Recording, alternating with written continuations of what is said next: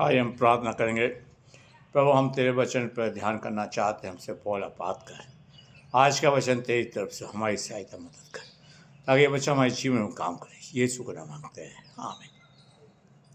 आज का वचन जो पाया जाता है यूहन्ना उसका पहला अध्याय की 14वीं आयत पर हम ध्यान करेंगे। और यहाँ पर इस तरह से लिखा है, वचन देहधारी हुआ और अनुग्रह और सच्चाई से परिमुख होकर हमारे बीच में डेरा किया, और हमने उसकी ऐसी महिमा देखी जैसे पिता के इकलौते पुत्र की महिमा। परमेश्वर अपने वचन के पढ़े और सुने जाने पर आशीष दे। और यहाँ पर प्रभु का वचन हमें सिखाता है, बताता है कि वचन देहधारी हुआ। आप बाइबल बताती है, आदि में वचन था और वचन परमेश्वर के साथ था। और प्रभु जी का वचन में बताता है कि उसने हमारे बीच में डेरा किया है। प्रभु इंसान बन के इस धरती में आए। अगर हम उत्पत्ति की पुस्तक उसका पहले अध्याय की पहली आयत के वचन को पढ़ें तो वहाँ पर लिखा, वचन में आदि में वचन था और वचन परमेश्वर के साथ था।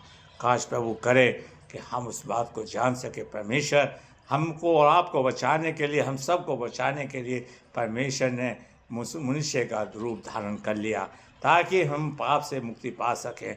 और यहाँ पर यूहन्ना लिखता है कि उसने हमारे बीच में डेरा निवास किया। काश प्रभु मेरे और परिवार के अंदर, आपके परिवार के अंदर, हमारे समुदाय के अंदर प्रभु डेरा डाल सके, हम में निवास कर सके, हमारे जीवन में रह सके मेरे प्यारे भाइयों बहनों। और इस बात को यूहन्ना जानता है, बताता है कि मैं यहाँ पर अगर उसकी हम 15वीं आयत को पढ़कर यूहन्ना ने उसके विषय में ये गवाही दी और पुकार के कहा हुए वह है जिसका मैंने वर्णन किया है, जो मेरे बाद आने वाला मुझसे बढ़ के, क्योंकि वो मुझसे पहले था। और कहता है, और यूहन्ना लिखता है, मैं तुम्हें पानी से बपतिस्मा देता हूँ, लेकिन मेरे बाद जो आने वाला है वो तुम्हें आग का बपतिस्मा देगा, आग का।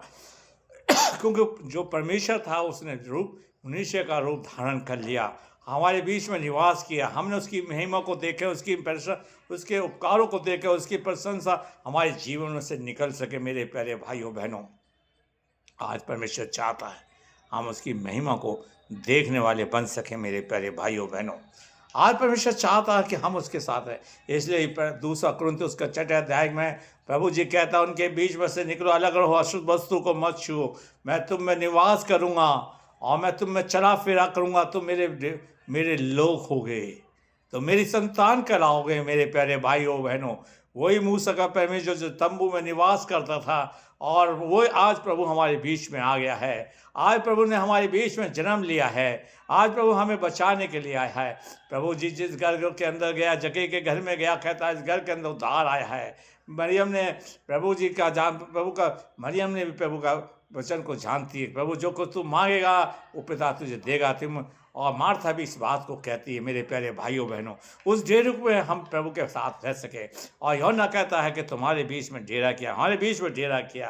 काश प्रभु करे आपके बीच में, मेरे बीच में डेरा करे, हमारे बीच में वो रहने वाला बन सके, हमें बचाने वाला बन सके, हमारे हर दुखों को दूर कर सके, हम उसकी महिमा को दे सके। और मेरे प्यारे भाइयों बहनों, इस बात को पौलुस यूहन्ना लिखता है कि आज हमारे प्रभु ने हमें पानी का बपतिस्मा की जगह आग का बपतिस्मा पाया है। आज पास्टर लोग आपको पानी का बपतिस्मा के बारे में बहुत जोर कर कहेंगे, लेकिन प्रभु हमें क्या पवित्र आत्मा का बपतिस्मा देना चाहता है, आग का बपतिस्मा देना, ताकि हम प्रभु के साथ चल सके, हम उसके साथ चलने वाले बन सके। मेरे प्यारे भाई, अगर हम पढ़ें संत प्रकाशित वाक्य की पुस्तक उसका 21वां अध्याय और उसकी 21वें अध्याय की 30वीं आयत को मैं अपने लिए और आपके लिए पढ़ना चाहूँगा। वहाँ पर पौल जो प्रकाशित वाक्य का लिखने वाला लिखता है, वो कहता है, देखिए 21 की 30वीं आयत में यहाँ पर लिखता है, 30वीं आयत में कहता है, यहाँ पर देखिए 30वीं आयत को मैं पढ़ूँगा। मैंने सिंहासन के भी किसी को ऊँचे शब्द से ये कहते हुए सुना, देखो परमेश्वर का डेरा मनुष्य के बीच में है, वह उनके साथ डेरा करेगा और वे लोग होंगे, और परमेश्वर आप उनके साथ रहेगा और वह उनका परमेश्वर होगा। प्रभु हमारे बीच में डेरा करे, वो हमारा परमेश्वर हो, हम उसके लोग कहलाएं, हम उसकी संतान कहलाएं। और यहाँ पर लिखता है 4वीं आयत में कि प्रभु तुम्हारे सारे आंसू को पहुँच देगा, तुम्हारे सारे दुखों को दूर कर देगा। परमेश्वर चाहता है मेरे प्यारे भाइयों बहनों, परमेश्वर इस काम को आपके लिए करे। अगर हम जकरिया की पुस्तक उसका 2 अध्याय की 13वीं आयत को पढ़ें तो वहाँ कहता है कि परमेश्वर अपने निवास से निकला है, और वो जो निवास से निकला है वो मनुष्य के बीच में आके रहा है। मेरे प्यारे भाइयों बहनों, काश प्रभु करे आपके साथ रहे, प्रभु आपके बीच में डेरा करे, मेरे जीवन में डेरा करे, ताकि हमारे सारे दुखों को दूर करे। प्रभु आपको आशीष दे, हम प्रार्थना करें। प्रभु हमने तेरे वचन को बड़ी कमजोरी के साथ वो ऐसे सींच बढ़ाइए, ज़्यादा से ज़्यादा हम वचन को शेयर करें, और प्रभु आप हमारे बीच में डेरा करें, और प्रभु जी हम तेरी गवाही देने वाले बन सकें। यीशु के नाम मांगते हैं, आमीन।